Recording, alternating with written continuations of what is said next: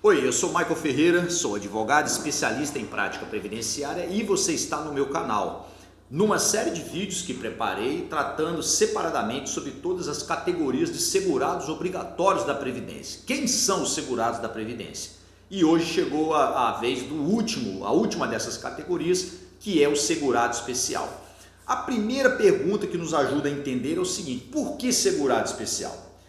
Pela seguinte questão: percebeu-se, o sistema jurídico previdenciário percebeu a necessidade de estabelecer condições diferentes, critérios diferentes para uma determinada categoria de trabalhadores brasileiros em questão previdenciária. Devido à realidade desses trabalhadores, devido à realidade social, educacional, em termos de informação, em termos de documentação, em termos de possibilidade de comprovação dos requisitos para os benefícios previdenciários, o sistema estabeleceu condições especiais para um grupo de trabalhadores. E quem são esses trabalhadores? Os trabalhadores rurais. Então, o segurado especial é o antigo trabalhador rural.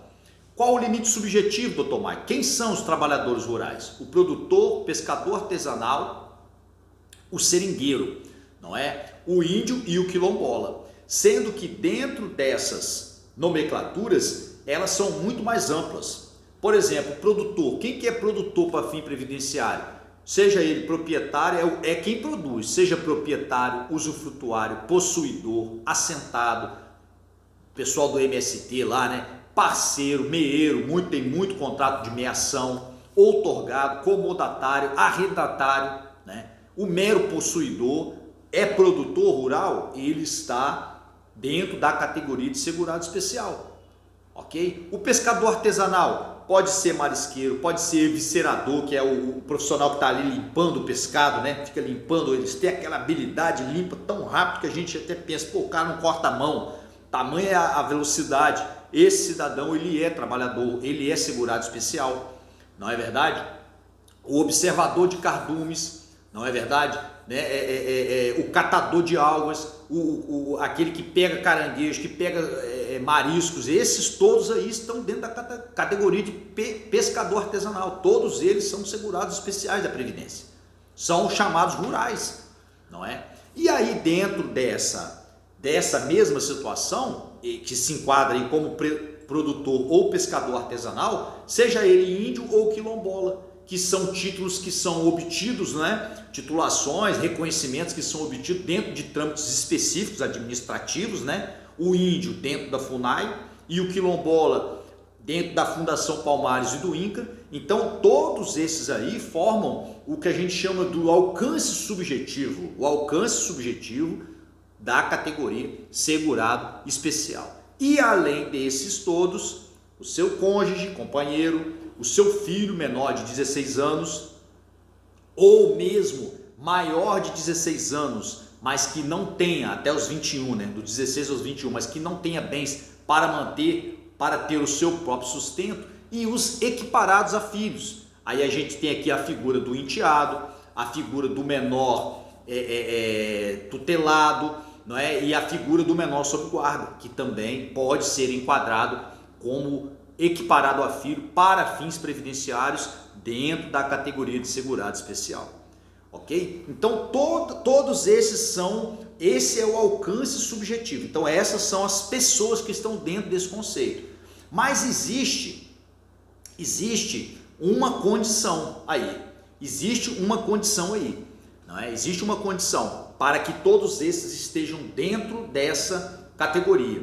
Eles têm que estar, todos esses, né, que nós citamos, têm que estar trabalhando a sua produção, seja pescado, seja rural, seja seringueiro, né, que é o extrativista lá, seja o catador de marisco, catador de caranguejo, quem mexe com pescado lá, todos esses têm que estar dentro do que a gente chama do regime de economia familiar.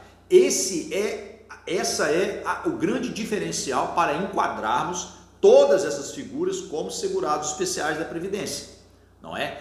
E quando que a gente tem o regime de economia familiar? Quando o trabalho da produção lá, seja ela qual for, ela é produto do trabalho dos membros da família. O trabalho dos membros da família é indispensável para obter aquele movimento ali e, consequentemente, a subsistência desse grupo familiar tem que vir desse trabalho. Então, esse é o regime de economia familiar. É um trabalho que depende da cooperação de todos ali da família e a subsistência daquela família depende daquele trabalho, podendo ser vendido o excedente, comercializado o excedente. Ok? Além disso, tem que ter além dessa questão da colaboração, não pode haver a utilização de empregados permanentes. Não pode haver a utilização de empregados permanentes. Ainda, último detalhe acerca desse aspecto que é, digamos assim, o critério para você ser enquadrado como segurado especial. Uma informação importante. O fato de alguns integrantes do grupo familiar não realizarem, não estarem ligados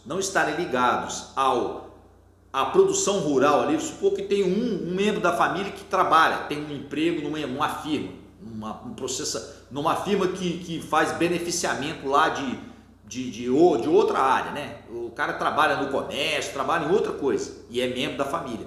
Esse indivíduo não descaracteriza a condição de segurado especial dos demais membros da família, ok? Essa situação ela é um detalhe aí dentro dessa caracterização, né, que é a principal diferença que a gente tem que estabelecer para poder caracterizar a família, né, como segurado especial, como trabalhador rural.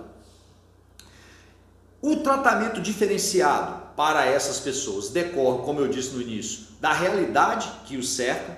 Um exemplo, é muito difícil, é muito mais complicado a comprovação dos recolhimentos, a comprovação do trabalho muitas vezes exercido.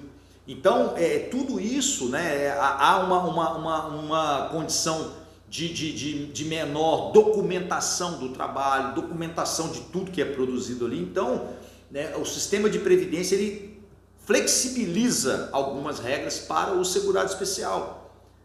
Por exemplo, a carência para o trabalhador urbano. O trabalhador urbano ele tem que comprovar o recolhimento, ele tem que comprovar que ele foi previdente para ele poder ter o benefício. Tem que comprovar que recolheu, que guardou.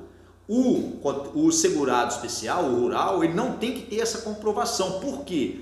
Exatamente pela dificuldade de documentação que existe, a informalidade, a dificuldade muitas vezes de você ter uma carteira assinada, de você ter uma documentação concreta sobre aquilo. Então, a chamada carência, né, que é o número mínimo de contribuições para qualquer benefício, que é exigido, você tem que comprovar isso aqui no trabalhador urbano. Para o segurado especial, ele tem que comprovar apenas a atividade rural que ele exerceu.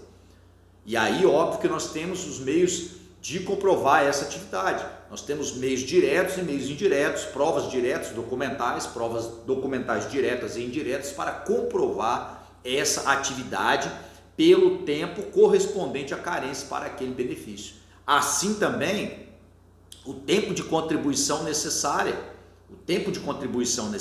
para o segurado especial passa a ser o tempo de atividade rural ou atividade de segurado especial necessária.